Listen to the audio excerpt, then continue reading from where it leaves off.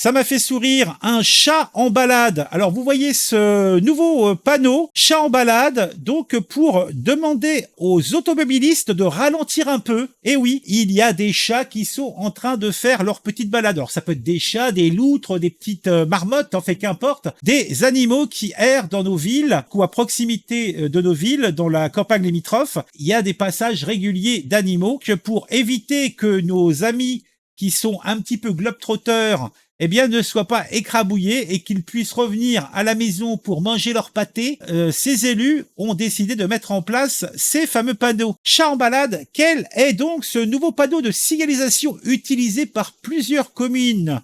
Une bonne nouvelle pour les amis des animaux. Plusieurs villes françaises ont mis en place des panneaux de signalisation afin de protéger les bêtes sur les routes. Chat en balade, ralentir. 3 villes françaises ont installé des panneaux avec cette indication afin de sensibiliser les automobilistes au sort des félins sur les voies. Cette initiative a été lancée par la commune de Mennecy dans l'Essonne. Cette ville exemplaire dans son engagement dans la cause animale détient depuis plusieurs années plutôt, le label régional Ville Amie des Animaux. Depuis l'été 2023, elle a installé 36 panneaux le long des routes jugées les plus accidentogènes avec 3 visuels différents. Un chat, un hérisson et un cheval. 10 000 € ont été alloués par la région Île-de-France pour financer les installations. 90% des gens disent bravo, bravo. Alors ça a le mérite d'exister. Le visuel du panneau est homologué conforme et libre de droit. Mennecy incite donc les autres communes à s'en inspirer. La mesure a rapidement été suivie par 2 autres villes de l'Oise, Oudinville et Villotran. 5 pêcheurs trouvent une bouteille en mer et meurent après avoir bu le contenu. Les gars, ils trouvent des bouteilles, alors peut-être genre ça ressemblait à un cajot de bouteilles de vin, je ne sais pas. Ils le ramassent et ils commencent à le gloutonner comme ça. Glou, glou, glou, glou, glou, glou. Ils ont pas fait ça genre au port, non, ils ont fait ça en pleine mer. Selon la presse locale, les membres de l'équipage d'un navire ayant quitté le port de pêche de Tangal, dans le sud du Sri Lanka, ont perdu la vie ce dimanche après avoir confondu un liquide avec de l'alcool. Alors moi je me dis, est-ce qu'au goût ils se sont pas rendus compte que c'était problématique? Non, a priori les mecs, ils ont bu, ils ont trouvé ça bon, ils ont tout bouloté quoi. Il ne reste qu'un seul survivant pour le moment. J'aime beaucoup le pour le moment. Donc il vit encore, mais ils sont pas sûrs que le mec il va survivre. Hein. Ce dimanche 30 juin 2024, le chef du département de la pêche et des ressources aquatiques sri-lankaises a annoncé la mort de 5 marins. Steve. En effet, l'équipage du Devon 5, un navire de pêche qui avait quitté le port de Tangal dans le sud du Sri Lanka, aurait consommé le contenu d'une bouteille trouvée dans la mer, confondant le liquide avec de l'alcool.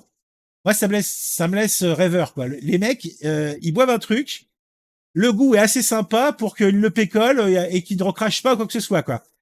Selon le média local Ada Dorana, les marins étaient à plus de 590 km des côtes lorsque l'incident s'est produit. Donc les mecs, ils étaient en pleine mer, hein. Ils étaient à 600 bornes hein, du port. Et là, vous allez voir, c'est là où ça devient piquant. Ces derniers ont d'abord été secourus par un navire marchand singapourien avant d'être transférés entre les mains du SLNS Via Gayobaou, un bateau de la marine sri-lankaise. Alors j'apprends en plus que le Sri Lanka a des bateaux de guerre.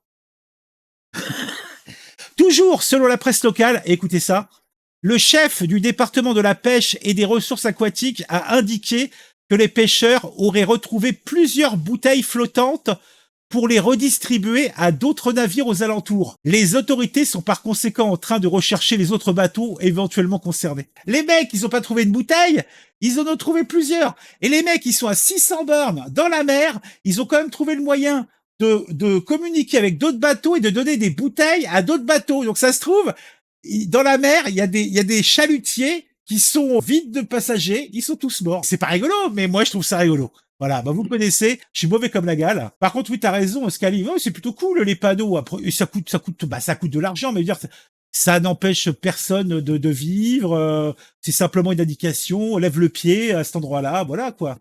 Darwin Award, merci. Oui, Duke of Earl, t'as tout à fait raison. Et la dernière, la plus mignonne, en fin de compte. Il était l'un des nôtres, un robot fonctionnaire se suicide, entre guillemets bien sûr, en Corée du Sud en se jetant d'un escalier. Une enquête a été ouverte pour comprendre les circonstances du suicide du robot.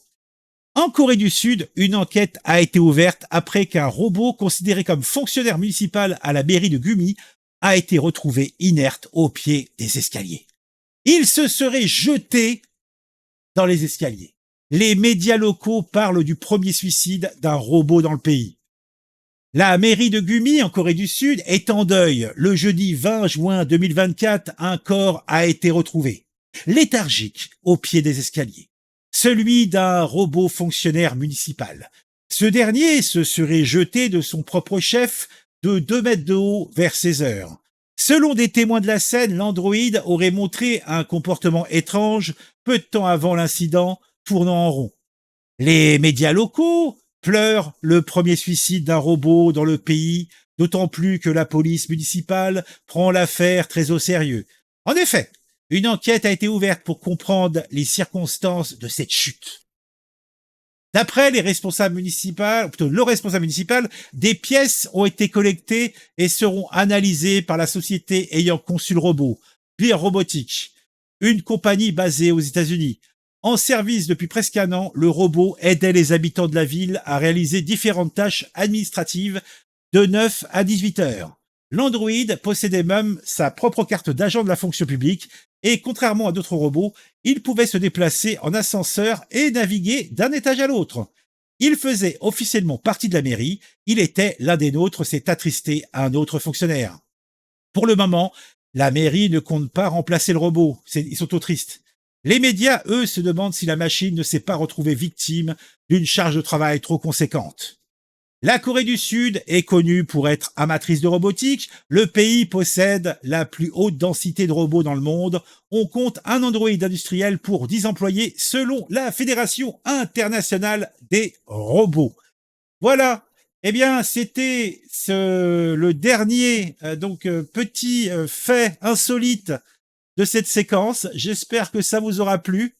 En tout cas, moi, ça m'a fait beaucoup sourire, ou ça peut m'attrister, parce que franchement, pour ces pauvres pêcheurs, c'est quand même tristounet. Hein. Je dis ça, je dis rien.